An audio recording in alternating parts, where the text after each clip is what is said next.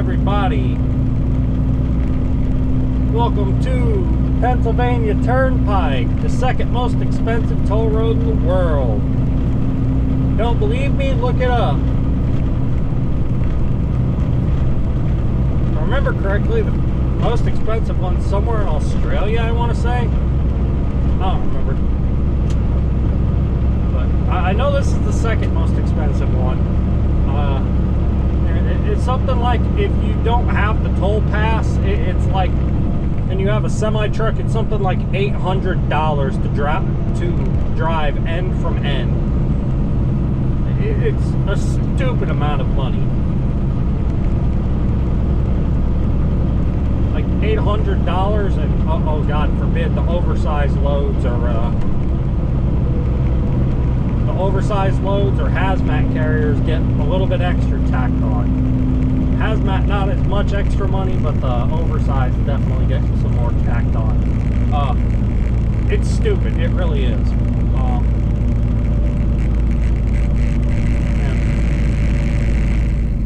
I hate driving up here because it's like there's so much extra traffic normally, going through DC, Boston, New York, Baltimore. It's always traffic. So anybody on a cents per mile game is getting screwed, and everything's more expensive up here, so your money means less. So ultimately, yeah, if you're up in the Northeast or up and down I-95 along the coast, a lot of the East Coast states, pretty bad. Indiana can be pretty bad. Driving through Chicago is pretty bad on traffic.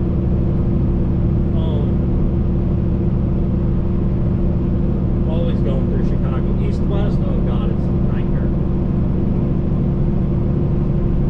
But yeah, and then you drive California, Oregon, Washington, it's expensive over there too. It's crazy.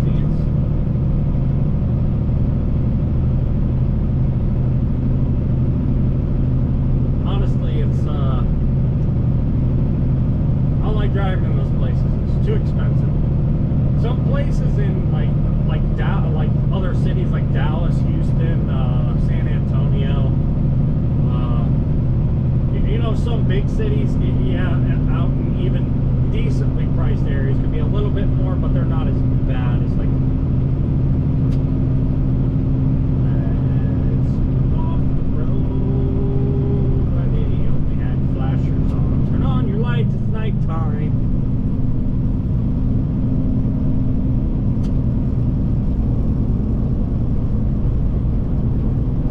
Yeah.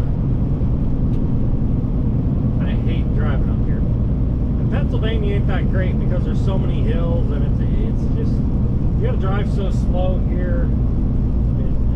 Indiana's got that whole thing, oh, we want trucks driving slower. The whole state of Indiana's a construction zone somehow.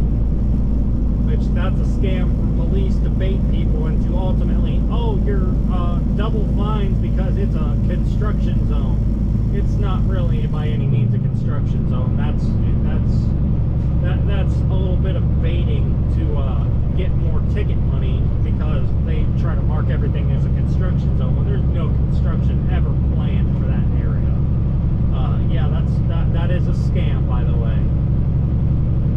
Just as bad as those small towns that knock it from 60 to 20 miles an hour, and they got a sheriff sitting right there the moment you cross that line.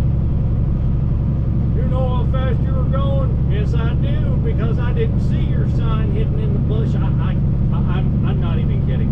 When I was in Martin, there was a bush. Okay, this was in like backwoods Louisiana. It was so bad out there the one night. It was like there were bugs so thick, like, and it was raining, and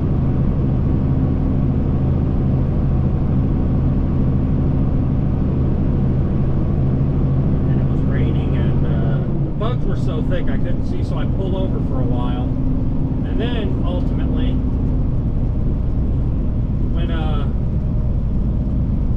when I did get out there, it was dark, and what happened ultimately was you go out there and you're coming through a small town,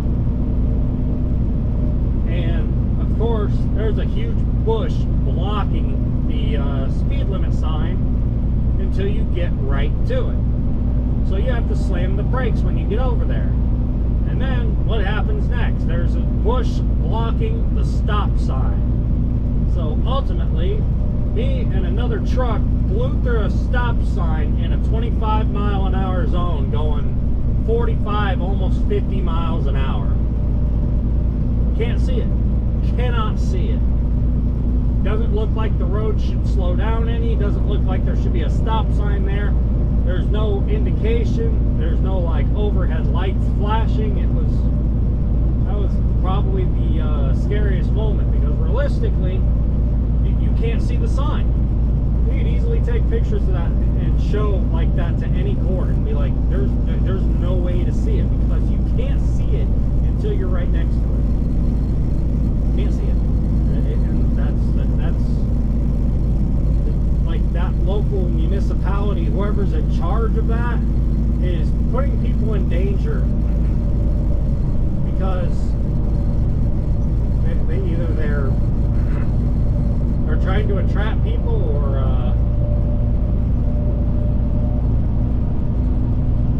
hello bus. But yeah, either they're trying to entrap people or they're trying to get people killed with that. But that's the craziest thing I've ever had happen. And I asked the other driver, because he had a radio, and I'm like, did you see that? And he's like, I didn't see it till I was past it. I was like, yeah man, it's dangerous out here, man. The road's bad enough, but then when it comes to the local cities and other things doing other crap, that's over the top. Back to Pennsylvania, I have a story for you. There's a place used to be here called Cumberland Truck Service in Carlisle, PA, at the, I want to say at the TA truck stop there. But ultimately what happened was, it was one of my crazy trucking stories. They quoted us 72 hours to get a tire changed. And we ended up going through, and it was crazy.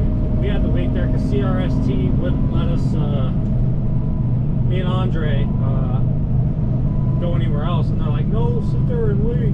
And it's like, so we had to sit there and wait 72 hours for a tire. Meanwhile, it's in the middle of the night. And you look out there, and their shop's bare bones empty. There ain't nobody in there. There's people sitting there screwing around on their lunch break and everything. And it's like, y'all can't do it right now. Another time, we needed a light fix, and they wanted to quote us 12 hours, and Andre went out there. He's like, I ain't waiting for this. And he went out there and did it himself, and the guys are staring there looking at him, and they're like, oh, you can do that? He's like, yeah, I was a mechanic for years. But Andre was a mechanic. Close was reported on I-70. So ultimately, they were bummed out because they just lost out on money because they wanted to be ignorant to us. Honestly, I think half the mechanics hate truck drivers.